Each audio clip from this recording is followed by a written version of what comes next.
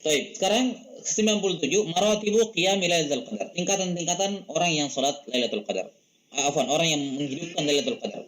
Qala ba'dul ulama inna maratiba qiyam Lailatul Qadar salasah. Tingkatan orang yang menghidupkan Lailatul Qadar ada 3 tingkatan.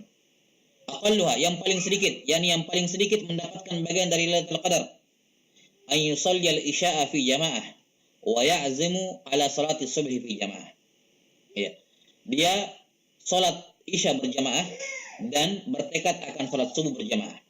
Nah, ini derajat paling kecil. Yani kalau ada orang mengetahui ini malam Lailatul Qadar, lantas dia salat Isya berjamaah dan salat subuh berjamaah, maka dia sudah mendapatkan Lailatul Qadar, tapi bagian terkecil darinya. Yani dia yang paling sedikit mendapatkan. Kenapa? Karena orang yang salat Isya secara berjamaah itu dianggap seperti menghidupkan malam atau menghidupkan setengah malam. Sementara orang yang sholat subuh berjamaah dianggap menghidupkan semua malam, sepanjang malam. Sebagaimana dalam hadis Nabi SAW yang sahih, man shallal isya'a fi jamaah fa ka'annama shalla nisfal lail, wa man shallal subha fi jamaah fa ka'annama shallal laila kullah. Kata Nabi SAW, siapa yang sholat Isya berjamaah seakan-akan dia sholat menghabiskan seperdua malam untuk sholat. Dan siapa yang sholat subuh berjamaah, maka seakan-akan dia menghabiskan malamnya untuk sholat seluruhnya. Maka walaupun misalnya ada orang sholat Isya berjamaah, setelah itu tidur, bangun-bangun subuh berjamaah, ya, bangun makan sahur misalnya, makan sahur kemudian subuh berjamaah, maka dia tetap dianggap mendapatkan Lailatul Qadar, tapi ini derajat yang paling rendah. Kenapa dianggap menghidupkan Lailatul Qadar? Karena dia sholat subuh dan sholat Isya berjamaah, dan itu pahalanya setara dengan menghidupkan malam. Jelas sampai sini? Baik. Maka dia dianggap tetap menghidupkan malam itu, walaupun dengan kadar menghidupkan malam yang paling akal, yang paling sedikit. Berikutnya wa ausatuha, tingkat pertengahan, ayyakuma mu'dhamal lail.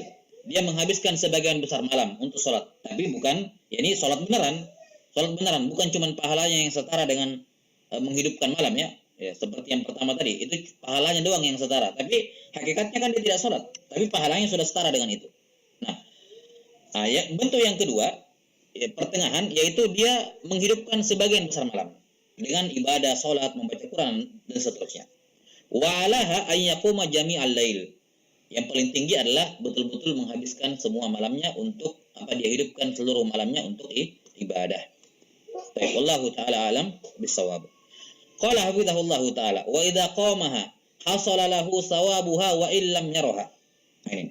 Walakin sawabu man ra'aha akmal. Siapa yang menghidupkan Lailatul Qadar itu, maka dia sudah mendapatkan pahalanya walaupun dia tidak melihatnya. Walaupun dia tidak melihatnya. Nah, siapa yang menghidupkan malam Lailatul Qadar, maka dia sudah mendapatkan pahala Lailatul Qadar walaupun dia tidak melihat Lailatul Qadar. Walaupun pahala yang didapatkan oleh orang yang melihat Lailatul Qadar akmal, itu lebih sempurna. Wa fil Majmu' Syarhil Muhadzab, dalam kitab Al-Majmu' Syarh Al-Muhadzab karya Nawawi, kata Nawawi rahimahullahu taala, yustahabbu liman ra'a Lailatul Qadri ay yaktumaha. Ini disunnahkan bagi orang yang melihat Lailatul Qadar untuk disembunyikan. Ini jangan diberitahu, oh tadi malam saya lihat Lailatul Qadar. Jangan.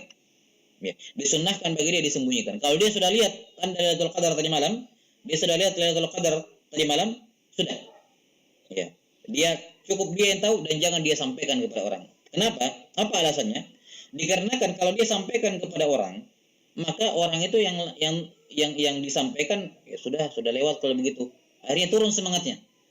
Ya. Atau mungkin dia jadi kecewa karena dia tidak memaksimalkan tadi malam, bisa jadi kecewa dan seterusnya.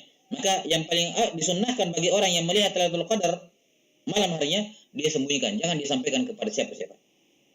Cukup dirinya dan Allah yang tahu. Wa yad'u bi ikhlasin wa niyatin wa sihhati yaqinin bima ahabba min dinin wa dunya.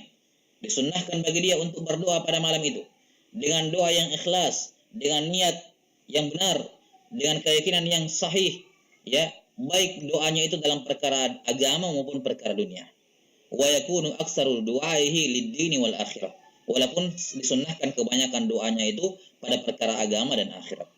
Wa fi hadis Aisyah radhiyallahu taala anha, anna an-nabiy sallallahu alaihi wasallam 'allamaha an taqula fi lailatul qadar Allahumma innaka afuwun tuhibbul afwa fa'fu anni. Akhrajahu Tirmidzi. Ini ya doa yang diajarkan oleh Nabi sallallahu alaihi wasallam kepada Aisyah radhiyallahu taala anha.